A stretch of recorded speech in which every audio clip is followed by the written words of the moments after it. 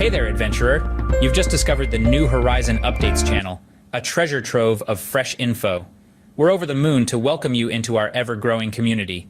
Here, we're all about staying in the know, dishing out the latest news and scoops on our thrilling innovations. So, stay tuned, buckle up, and embark on this awe-inspiring journey toward uncharted territories with us. Let's explore these new horizons together, shall we? In an unanticipated sequence of events, Russia orchestrated surprise assaults in both northern and southern areas, aimed at enveloping the city of Dika. Simultaneously, the hostilities between Israel and Hamas intensified. The United States, along with Western nations, strategically reallocated resources to bolster the AVIP. The sudden escalation of Russia's offensive in the south, particularly with the goal of encircling the strategically vital city of ABDK, sparked a debate about their genuine objectives amidst the conflict. The conflict in Ukraine has, as a result, been deprioritized by the US and Western nations. The crux of the Ukraine quandary lies in the country's heavy dependence on financial and military aid from the US and the West. After a grueling duration of almost 2 years of war, Ukraine's internal resources are nearing exhaustion. The Ukrainian President Chensi, during an interview with CNN on September 11th, conceded that Russia holds the potential to prevail in the conflict given the absence of continuous financial and military assistance from the US. The unforeseen eruption of hostilities between Israel and Hamas in the Middle East on October 10th instigated an immediate redirection of US and Western resources to the AVIP, thereby depriving the KF. This sudden shift, coupled with the Ukrainian battlefield setbacks and the mounting disappointment among the US and European political circles regarding Ukraine, has exacerbated the situation. Current reports indicate a highly probable lack of substantial new aid packages from the US for the KF. A representative from the US National Security Council issued a cautionary statement on October 11th, expressing that Ukrainian support was dwindling.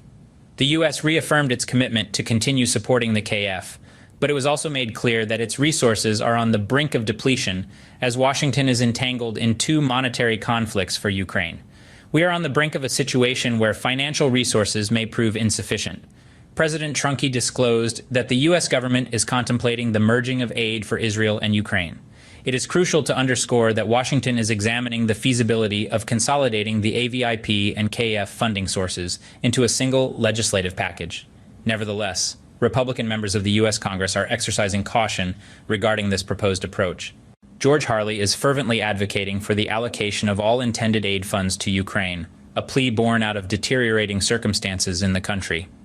In a deep dive into the geopolitics surrounding this issue, Demi Georgiev, a political scientist from Russia, posits that the duration of the Israel-Hamas conflict will directly impact Ukraine's ability to receive financial help from the KF.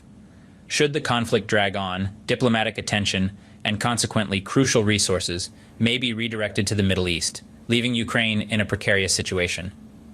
Signaling a further deterioration in Ukraine's standing, Western military specialists and foreign mercenaries are quietly exiting the country, exacerbating an already complex predicament. The nation finds itself in a dire state, plagued by a dwindling arsenal and diminishing financial resources necessary to sustain their defensive operations. Compounding this, the Israel conflict might result in a cessation of new aid from Western countries, leaving Ukraine more vulnerable.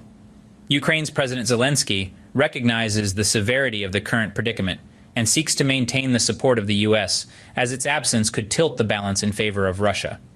His concerns are valid considering Russia's swift offensive actions recently, motivated by a perceived strategic opening.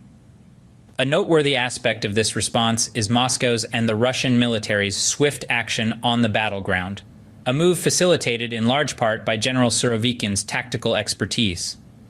The result of this rapid response and strategic approach has been the recovery of the initiative on the battlefield by Russian forces.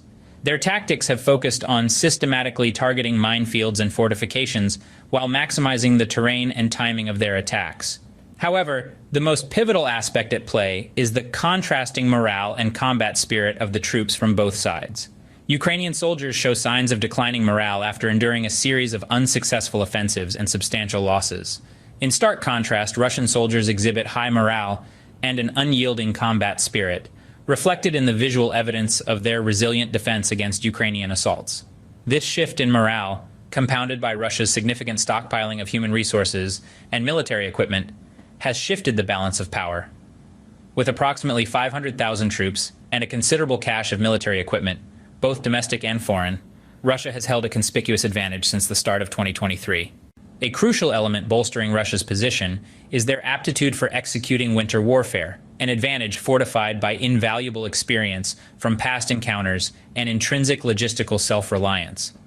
This edge has facilitated Russia's deployment of a large-scale counteroffensive, with the potential for swift termination, owing to harsh winter conditions, setting the stage for fierce battles in the upcoming weeks. From the inception of Ukraine's counteroffensive, Russia has been in the driver's seat, keeping Ukraine on its toes with threats to the north while holding firm in the south. Yet Moscow has made an unforeseen move by instigating a significant offensive along a front that spans thousands of kilometers, intensifying Ukraine's defensive pressure. This move aligns with the classic deep battle strategy inherent in the Soviet military doctrine. Multiple attacks have been initiated in the southern regions of Donec and Kupan. Upon successfully extending Ukraine's defensive line, a key offensive has been constructed with the aim to isolate the strategically essential city of AFD. This unforeseen move has thrown Ukrainian military officials into chaos. With their resources scant, the Kyiv's response has been sluggish. Expert Uwe Skin postulates that the Russian military is infiltrating the ABDK region, leaving Ukrainian Chief of the General Staff, Val Juni, and other leading Ukrainian military heads grappling to counter Russia's persistent offensive in the Kupan region. Their resolve has been to unleash a substantial strike into the ABDK region. Dominating this territory will pave the way to the strategically crucial city of Grat, marking a significant stride towards pushing Ukraine out of the Donbass region. ABDK, a stronghold diligently prepared by Ukraine over 8 long years, is crucial for the overall defense of the region from the Kat direction.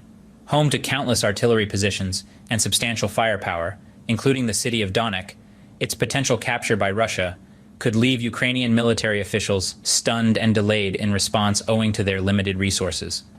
Military strategists Anatoly M. Vich and Victor Lovin elucidate that capturing this territory will clear the path to the strategic city of Grat and several other areas in Donec, effectively silencing artillery strikes into the city of Donec.